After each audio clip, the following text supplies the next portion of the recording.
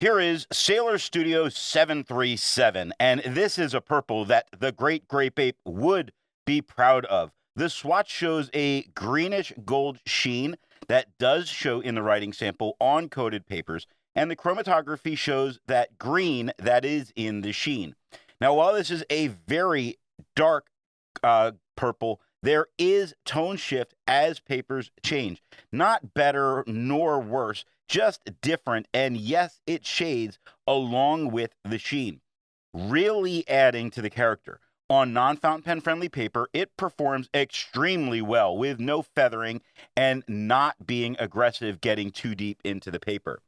It is only the sheen that has me not wanting more of this ink. While I haven't seen the day after smudge as common to the sheen inks, it's just a personal stay away from me. I don't care for sheens. The pen for today is a Visconti Medici Oversize. Now that we know my opinion on this ink, let's see how we got there by looking at the first writing sample done on Clairfontaine.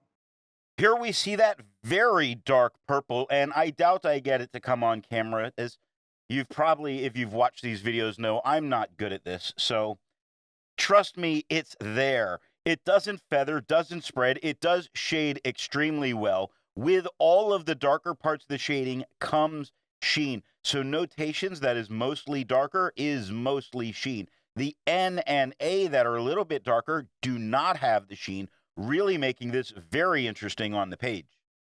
Looking at the back of the page, we get no bleeding and no ghosting. Sailor makes more than one ink. So let's take a look at a few other inks from Sailor.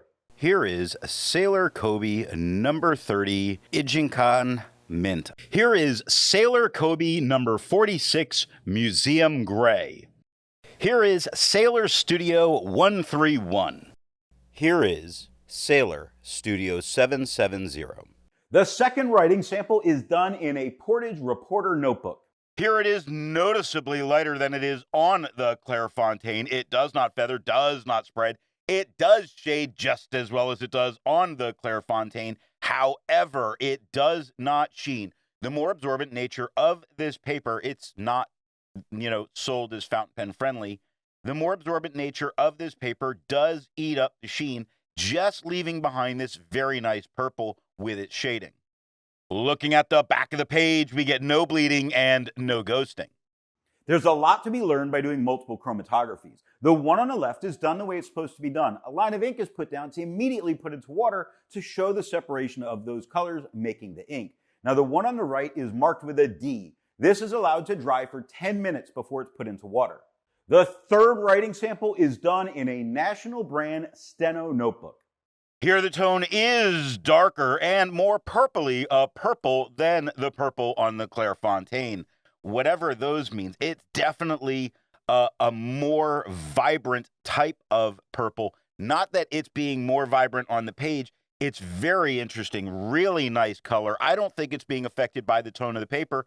I think it's being affected by the makeup of the paper, meaning I think we have a more opaque ink here that doesn't feather, doesn't spread, does shade incredibly well. You see, look at counts on the third line where the COU are lighter than the end of the U and into the NTS. That's quite dark at the end. Looking at the back of the page, we get no bleeding and no ghosting. Resistance tests are done to see how well this ink can be expected to perform on the page, and more importantly, how hard it may be to clean from your pen. Now, the smear is allowed to dry for 3 days before testing it. In the upper left, you can see where there is highlighter. In the upper right, that is pen flush. The lower left has a 1/3 bleach solution, and the lower right has plain old water. The next writing sample is done in a Rhodia notebook. Here we get the same tone as the Clairfontaine. It does not feather, does not spread, does shade just as well as it does on the Clairfontaine. And most importantly, it stands out against the quad rule with no problems at all, making it an excellent ink for this type of paper. The sheen is coming through as well as it did on the Clairfontaine paper. Anywhere it's darker, we get much more sheen. Like simply on the first line, all sheen all the time. Get underneath it, it's lighter with the G but doesn't have the sheen. The E is a little bit darker. It's not showing a ton of sheen, but T, being much darker, is definitely showing plenty of it. Looking at the back of the page, we don't have a problem with ghosting. We do have a little bit of aggression that's going on, kind of a surprise. But while it's getting deeper into the paper in some spots, it's never bleeding through to touch the page underneath. And I don't think those spots, because they're really small, would stop somebody from writing back here. With over 1,000 inks reviewed, let's take a look at a few more violet or purple inks. Here is Birmingham Pen Company Waterford Dusk. Here is Califolio Bergogni. Here is Monteverde Amethyst. Here is Noodler's Kung Ticheng. All of the inks that you just saw have a review here on the channel. Now, the next writing sample is done in a composition lab notebook. Here the tone is just a little bit lighter than it is on the Clairfontaine.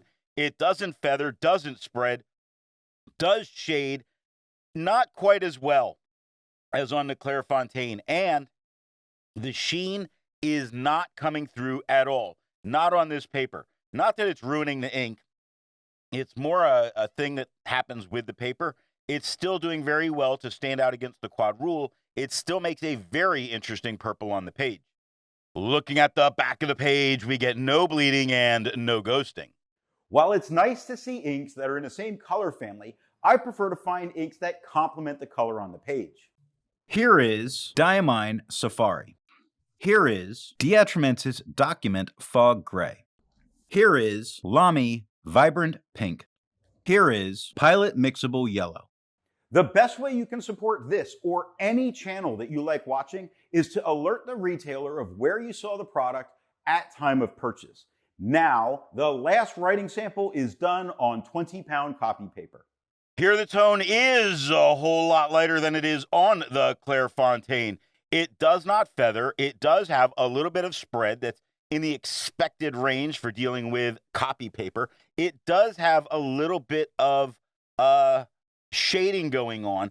For the most part, we tend to see a more uniform tone with only little bits of shading popping up within. I think this could be a decent ink for this paper. Looking at the back of the page, we have no problems with aggression, no ghosting, no bleeding. We could probably write on the back of this page. So what nib and pen do I think are going to give the best writing experience with this ink? The medium flow broad of the Visconti Medici gives a great grape purple with shading and a general greenish goldish sheen on it with the premium papers, not so much with the economy papers. Now, off camera, I tried this in a very wet fine, and while the tone and shading were unaffected, the sheen was much more present. So this is a sheen lover's ink. Go for a wet, very wet, fine, medium, broad. It's up to you for the best or for great tone and plenty of sheen. But maybe not a stub, because a stub has a kind of squeegee action that may decrease the amount of sheen that we get to see in the writing.